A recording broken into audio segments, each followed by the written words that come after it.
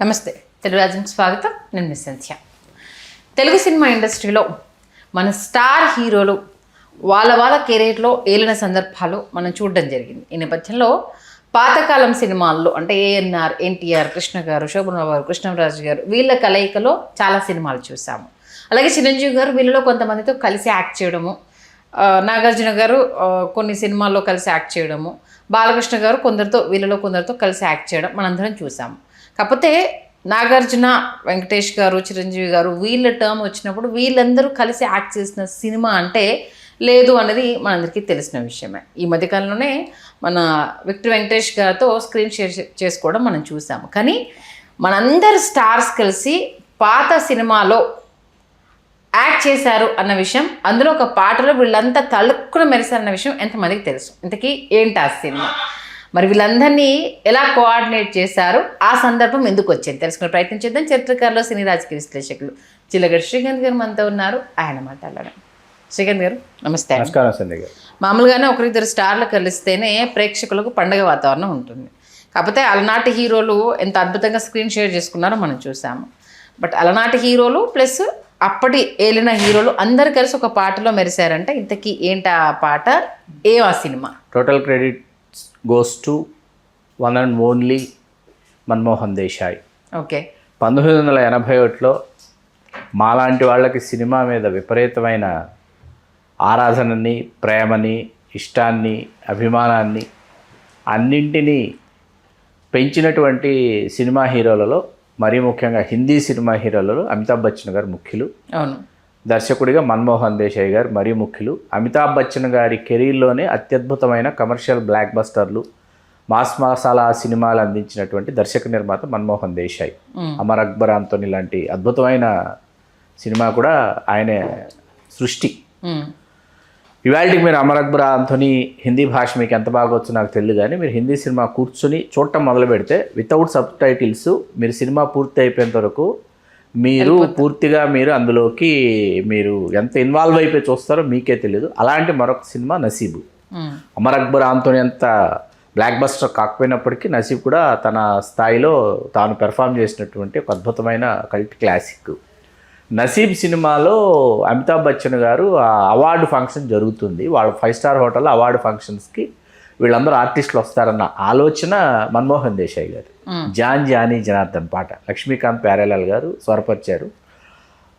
First time పాట మేము బయట విన్నాము అప్పటికి. పాట ఎందుకంటే ఆడియో క్యాసెట్స్, రికార్డ్స్ వచ్చేవి. దాంతో ఎక్కడ పడితే అక్కడ హిందీ పాటలు కూడా వినేటటువంటి ఒక కల్చర్లో పెరిగాము. ఈ జాన్ జానీ జనార్దన్ పాట వెరీ పాపులర్, వింటూ ఉండేవాళ్ళము. సినిమాలో ఈ పాట ఎలా ఉంటుందని అనుకున్నామంటే అమితాబ్ బచ్చన్ సోలో సాంగ్ అయి ఉంటుంది అనే అనుకున్నాం తప్ప, లోపలికి వెళ్ళి ఫస్ట్ డే కూర్చున్న సినిమా పాట ప్రారంభమైన తర్వాత ఈ అవార్డ్ ఫంక్షన్స్ అని చెప్పి ఒక్కొక్కరు హిందీ ఆర్టిస్టులు, హిందీ స్టార్లు అందరూ, హిందీ హీరోయిన్స్ అందరూ వస్తుంటే అసలు కన్నుల పండుగ అనమాట చూస్తుంటే. ఏంటి అసలు షమ్మీ కపూర్ వస్తున్నాడు, తర్వాత మన ఇట్లా ఒకరు కాదనమాట. అసలు రాజేష్ ఖన్నా గారికి అమితాబ్ బచ్చన్ గారికి అసలు పడదప్పుడు. అట్లాంటిది రాజేష్ ఖన్నా వస్తున్నాడు పాటలోకి, రణధీర్ కపూర్, వీళ్ళందరూ వస్తున్నారు అనుకుంటే మీకు రాజ్ కపూర్ గారు వచ్చారు.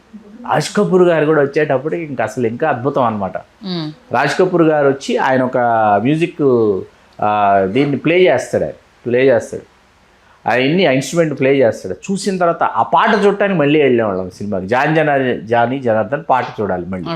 ఇంతమందిని కన్నుల పండుగగా చూసినటువంటి అది చాలా పెద్ద బ్లాక్ బస్టర్, పాట బ్లాక్ బస్టర్. ఇదంతా అయిన తర్వాత ఏంటంటే టి సుబ్రహ్మణ్యం గారు దీనిని తెలుగులో రీమేక్ చేశారు. 1986లో ప్రారంభమై 87లో వచ్చింది సినిమా.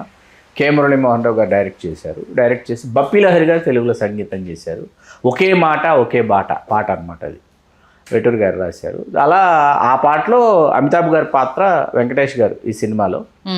కాబట్టి వెంకటేష్ గారి హోటల్లో వెయిటర్ అనమాట. వెయిటర్ పాడేటటువంటి పాట. ఆ పాటలో ఏంటంటే వీళ్ళందరూ ఉంటారు. చిరంజీవి గారు, నాగార్జున గారు, బాలకృష్ణ గారు, కృష్ణ గారు, శోభన్ బాబు గారు, కృష్ణరాజు గారు, చంద్రమోహన్ గారు, మురళీమోహన్ గారు, కోదండరామిరెడ్డి గారు, పరుచూరి బ్రదర్స్, వై విజయ, జ్యోతిలక్ష్మి, జయమాలి, వీళ్ళందరూ ఉంటారు. అనురాధ, వీళ్ళందరూ సాంగ్లో ఉంటారని చెప్పి వీళ్ళందరూ ఉండేటటువంటి ఒక పెద్ద బ్లో అప్ శివరంజన్ సినిమా వారపత్రిక దాసనారాయణరావు గారు. ఈ దాసనారాయణరావు గారు శివరంజన్ సినిమా వారపత్రికలో బ్లో అప్ అనమాట. ఇది వీళ్ళందరూ నించున్నటువంటి ఒక బ్లో అప్ వేశారనమాట. వేసేస్తే అసలు ఎంత క్రేజ్ అంటే ఆ బ్లోఅప్ చూసి, అంటే తెలుగు నేల మీద ఉన్న వాళ్ళకి ఇంతమంది ఒకే పాటలో కనిపిస్తారు అనేటప్పటికి అందరూ వేలం పేరుకి అసలు ఓపెనింగ్స్ కనీ విని ఎరుగని ఓపెనింగ్స్ త్రిమూర్తుల సినిమా అటర్ ఫ్లాప్ తెలుగులో. ఓకే, ఓపెనింగ్స్ ఏమో రేంజ్ లో ఉన్నాయి. ఓపెనింగ్స్ బీభత్స్, టికెట్లు దొరకలా, చొక్కాలు చించేసుకుని టికెట్ల కోసం అసలు పడిగాపులు పడి, ఫస్ట్ క్లాస్ ₹3 అనుకోండి, ₹3 టికెట్ కొని ₹3 ఫస్ట్ క్లాస్లో అసలు నించోడానికి కూడా ప్లేస్ లేదు, ఫ్లోర్లో వెళ్ళి నించుని చూస్తున్నారు సినిమా అటర్ ఫ్లాప్. హిందీలో ఉన్న ఏదైతే ఎంటర్టైన్మెంట్ తాలూకు పెప్ ఉంటుంది, ఒక ఎసెన్స్ ఉంటుంది, అది తెలుగులోకి వచ్చేటప్పటికి అది గ్రాడ్యువల్గా డౌన్ అవుతుంది. అక్కడ మీకు రిషి కపూర్ పాత్ర తెలుగులో బాగా పండింది, రాజేంద్ర ప్రసాద్ చేశారు. ఇక్కడ వెంకటేష్ గారు, రాజేంద్ర ప్రసాద్ గారు అన్నదమ్ములు, అక్కడ అమితాబ్ బచ్చన్ గారు, రిషి కపూర్ గారు అన్నదమ్ములు. శత్రుఘ్న సిన్హా పాత్ర అందులో సూపర్ అండి. హిందీలో శత్రుఘ్న సిన్హా పాత్ర వచ్చి ఫ్రెండ్ అనమాట. ఏది ఆ 5 స్టార్ హోటల్ ఏదైతే ఉందో దాని ఓనర్ కొడుకు శత్రుఘ్న సిన్హా. ఆ శత్రుఘ్న సిన్హా చిన్నప్పుడు అమితాబ్ బచ్చన్ చిన్నప్పుడే వెయిటర్గా చేరింటాడు హోటల్లో. వీళ్ళిద్దరు కలిసి చిన్నప్పుడు ఫ్రెండ్షిప్ చేస్తుంటారు. ఆ ఫ్రెండ్షిప్ తర్వాత కూడా కంటిన్యూ అవుతుంది, అది చాలా బాగుంటుంది. అది తెలుగుకి వచ్చేటప్పటికి ఏం చేశారంటే ఎవరిని పెట్టాలి ఆర్టిస్ట్ని అర్థం కాక మన యాక్షన్ కింగ్ అర్జున్ గారిని పెట్టారు. ఆ పెట్టేటప్పటికి అక్కడ కెమిస్ట్రీ వర్కౌట్ కావాలి, వాళ్ళిద్దరూ ఒకరినే ప్రేమిస్తారు, చాలా బాగుంటుంది. తెలుగులో శోభన్ గారు చేశారు. అక్కడ అసలు అది హిందీలో అద్భుతం అనమాట. అసలు ప్రేమించడం, త్యాగం చేద్దాం అనుకోవటం, సాంగ్స్, అసలు సెకండ్ హాఫ్ మీకు ఒక ఈ శత్రుఘ్న సిన్హా క్యారెక్టర్కి సంబంధించి ఒక యాక్షన్ పార్ట్ ఉంటుంది. ఆ హీరోయిన్ని అతను సేవ్ చేస్తాడు. యాక్షన్ పార్ట్ ఇవాళకి ఎక్స్ట్రాడనరీ యాక్షన్ పార్ట్ అనమాట. ఇట్లా మన్మోహన్ దేశాయ్ గారు ఏంటంటే ఆయన సినిమాలు మీకు ఒక ఎంటర్టైన్మెంటు, ఒక సెంటిమెంటు, దాంట్లో మదర్ సెంటిమెంటో, చైల్డ్ సెంటిమెంటో, ఫాదర్ సెంటిమెంట్ని విడిచిపెట్టాడు ఆయన. సెంటిమెంట్ని తీసుకుంటాడు. అమర్ అక్బర్ ఆంటోనీలో ఫాదర్ సెంటిమెంట్ ఉంటుంది, మదర్ సెంటిమెంట్ ఉంటుంది. 2 సెంటిమెంట్స్ మధ్య మళ్ళీ మతం తీసుకొస్తాడు. అమర్ అక్బర్ ఆంటోనీ ముగ్గురు తీసుకొస్తాడు, 3 మతాలని తీసుకొస్తాడు. మళ్ళీ ఈ 3 మతాలకు తోడు మన షిరిడి సాయిబాబాని తీసుకొస్తాడు. ఇన్ని తీసుకొస్తాడు అనమాట ఆయన. ఇట్లాంటి ఒక ఫార్ములాని బేస్ చేసుకుని చేసినటువంటి భారతదేశం అంటే అన్ని మతాల, అన్ని కులాల, అన్ని ప్రాంతాల యొక్క సమాహారం భారతదేశం అని చెప్పడానికి ఈ భారతీయ చలనచిత్ర ప్రపంచంలో విశేషంగా కృషి చేసినటువంటి ఒకానొక దర్శక నిర్మాత మన్మోహన్ దేశాయ్. ఓకే, సందేహం లేదు అసలు అందులో. ఎందుకంటే ఇవాళ కులాల పరంగా, పార్టీల పరంగా, ప్రాంతాల పరంగా, మతాల పరంగా ఎక్కడికక్కడ విభజించబడినటువంటి భారతదేశంలో ఎక్కడికక్కడ ఈ విధంగా విభజించబడిపోయినటువంటి ఈ మనుష్యులం మనమందరం మన మధ్య ఒకప్పుడు ఒక దర్శకుడు, ఒక నిర్మాత అటువంటి ప్రయత్నం చేశాడు.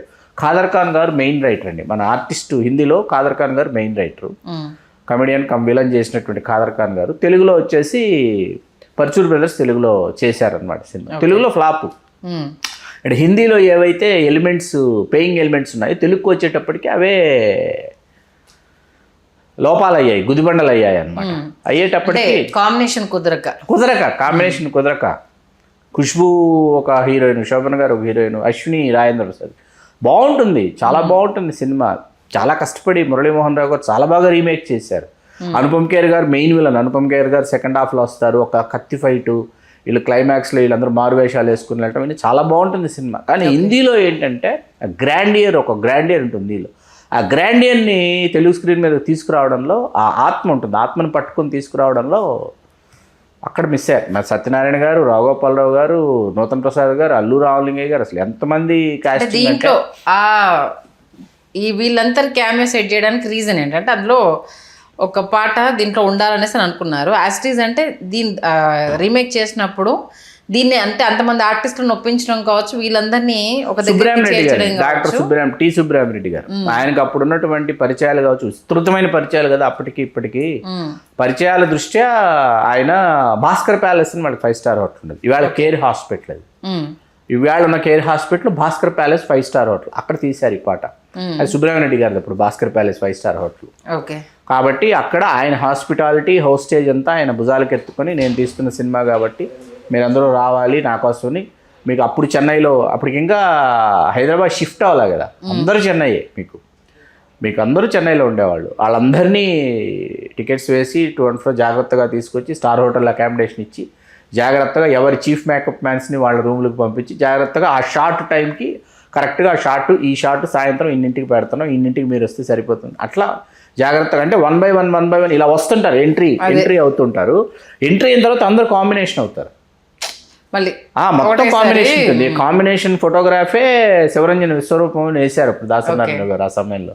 అది కన్నుల పండుగ అనమాట. అవన్నీ నిజంగా ఇంతమందిని తీసుకురావడం అంటే, ఇంతమందిని ఒక చోట చేర్చడం అంటే ఒకసారి ఆలోచిస్తే వేళ అంటే ఆవేళ కృష్ణ గారు కావచ్చు, శోభన్ బాబు గారు కావచ్చు, మురళీమోహన్, చిరంజీవి గారు, బాలకృష్ణ గారు, నాగార్జున, తర్వాత చంద్రమోహన్ గారు, మురళీమోహన్ గారు, వీళ్ళేమి అసలు ఏమాత్రం తీరుకున్నటువంటి ఆర్టిస్టులు చెప్పండి. ఆ రోజు ఎంత బిజీయెస్ట్ ఆర్టిస్టులు అంటే అంత బిజీయెస్ట్ ఆర్టిస్టులు ఆ రోజు. అలాంటిది వీళ్ళందరినీ తీసుకొచ్చి పాట తీసి చేసి పంపించడం అంటే అసలు సాధారణమైన విషయం కానే కాదు. అద్భుతంగా చేశారు నిజంగా అప్పుడు. కాబట్టి సాధ్యమైంది. అసలు ఎవరైనా ఆ వైపు అడుగులు వేసే ప్రయత్నం చేయగలుగుతారా? వీళ్ళందరితో సినిమాలు తీసి నేను ఒక నిర్మాతకు సాధ్యపడుతుందేమో. ఎవరో వీళ్ళందరితో ఒక నిర్మాత అంటే ఆ నిర్మాతకు సాధ్యపడచ్చు. ఎవరైనా ఒక నిర్మాత అందరితో అంటే ఉన్నారు కదా ఇప్పుడున్న వాళ్ళలో, ఇప్పుడున్న వాళ్ళల్లో అందరితో సినిమాలు చేస్తున్నటువంటి వాళ్ళలో ఇప్పుడు ఆపేసిన వాళ్ళలో దిల్ రాజు గారు ఉన్నారు. తీస్తున్న వాళ్ళలో మైత్రి మూవీ మేకర్స్ కనిపిస్తారు. అంతే.